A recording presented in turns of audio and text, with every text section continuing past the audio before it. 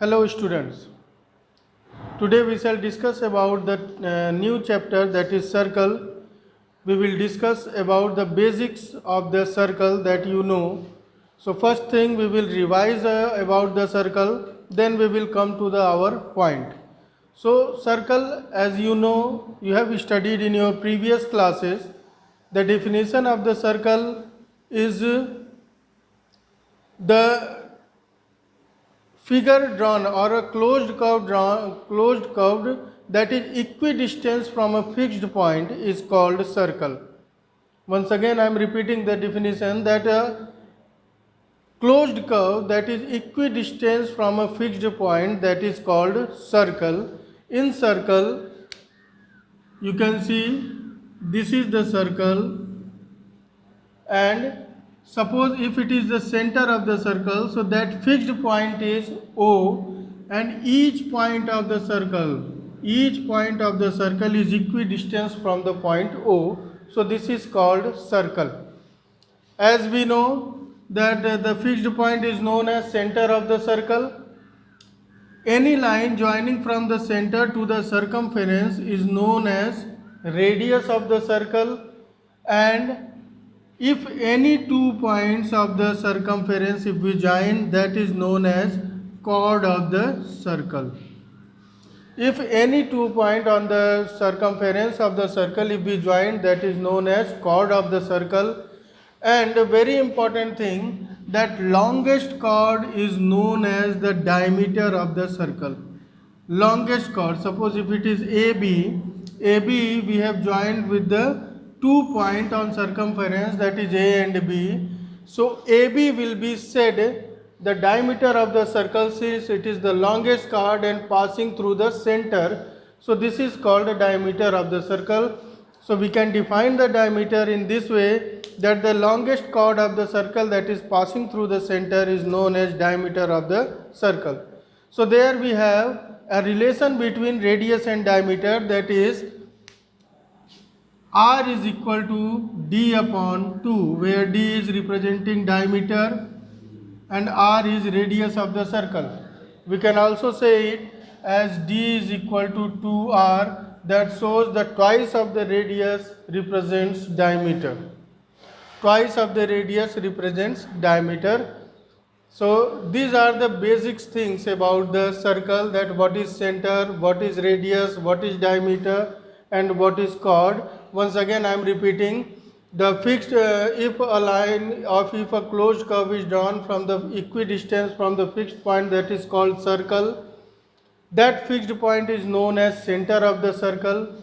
Any point joining from the center of the circle to the any point of the circumference, that is known as radius of the circle.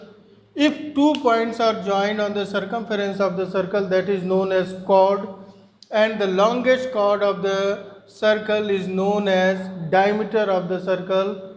The criteria is that if it should pass through the center. So the chord passing through the center is known as diameter of the circle.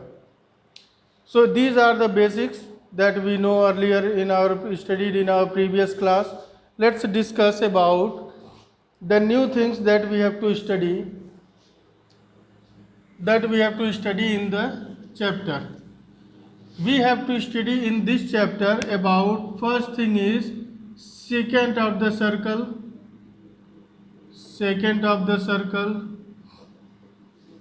and second thing we have to study about the tangent of the circle.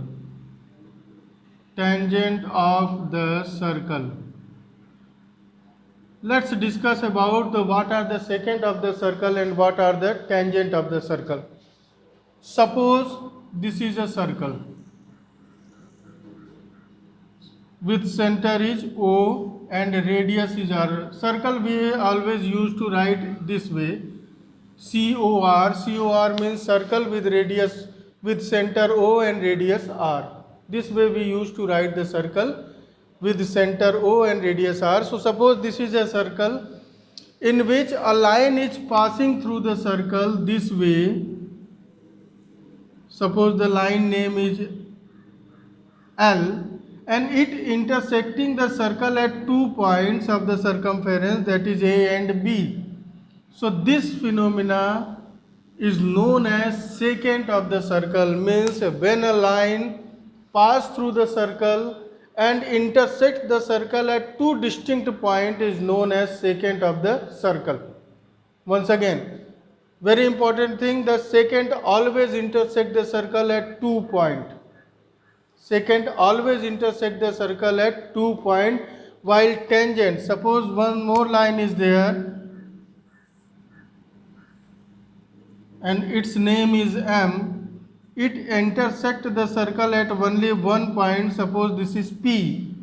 So this is called the tangent of the circle. So when a line pass through the center and it touches the circle at only single point, that line is known as tangent of the circle. So difference between secant and tangent is that secant intersect the circle at any 2 point, while tangent intersect the circle at a single point. So these are the difference between secant and tangent. I hope you understand. Secant intersect the circle at 2 point and tangent intersect the circle at only 1 point. Now let's discuss about that how many tangents can a circle have. Let's see, suppose this is a circle. At every point we can have a tangent. Any point if we see, at every point we can have a distinct tangent. So means the result is that a circle can have unlimited, means indefinite tangent. A circle can have indefinite tangents.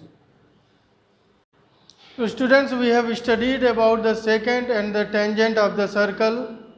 We have studied that secant intersect the circle on two distinct points, while tangent intersect the circle at only single point, and that point is known as point of contact. So here we will study about the theorem number 1, that is of your textbook.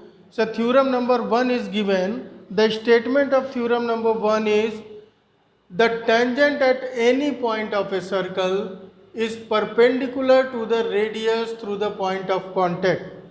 So tangent at any point of a circle is perpendicular to the radius through the point of contact. As we know, point of contact is the point where the tangent is drawn. So we have to prove that tangent is always perpendicular to the radius. Tangent is always perpendicular to the radius, that we have to prove. So in given, we have given a circle COR. COR means circle with center O and radius R, and here it is tangent AB. You can see in the figure. Here it is tangent AB is given, where point of contact is P. So we have to prove that OP is perpendicular to OB, means this angle is 90 degree. We need to prove. Now construction, take a point Q other than P, means we have to take a point Q on AB which is other than the P on AB, and then we have to join OQ since it intersects the circle on point R.